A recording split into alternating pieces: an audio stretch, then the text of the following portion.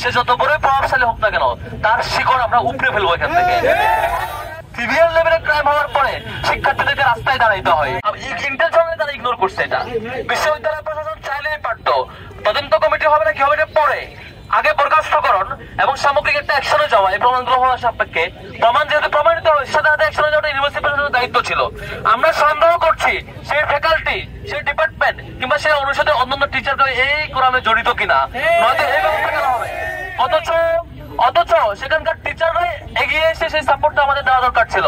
আমার ডাক্তার জায়গা থেকে একটাই ক্লিয়ার কথা, যে কোনো ধরনের ধর্ষণ, যে কোনো ধরনের এই ধরনের সেক্সুয়াল হ্যারাসমেন্টের বিরুদ্ধে আমাদের জিরো টলারেন্স। শিক্ষক, কর্মচারী কিংবা যে কোনো ধরনের হ্যারাসমেন্টের ঘটনা ঘটুক না কেন, যার মাধ্যমে হোক না কেন, সে যত বড় প্রভাবশালী হোক না কেন, তার শিকড় আমরা উপড়ে ফেলবো এখান থেকে। সমকামিতা কিংবা ধর্ষণ এবং এ ধরনের সেক্সুয়াল হ্যারাসমেন্টকে আমরা কোন ধরনের এই ক্যাম্পাসে সুযোগ দেব না।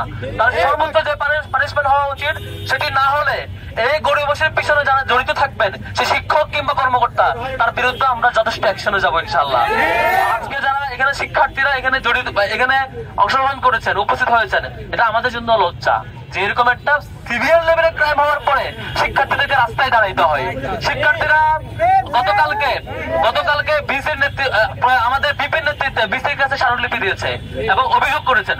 অভিযোগ জানানোর পরও এখন পর্যন্ত অ্যাকশনে না যাওয়া এবং ইউনিভার্সিটি প্রশাসন চুপচাপ থাকা, চুপ থেকে এখনো অপেক্ষমান রাখা, শিক্ষার্থীদেরকে রাস্তায় আসতে বাধ্য করা, এটা পুরোটাই সিস্টেমেটিক লস এবং আমাদের জন্য লজ্জার।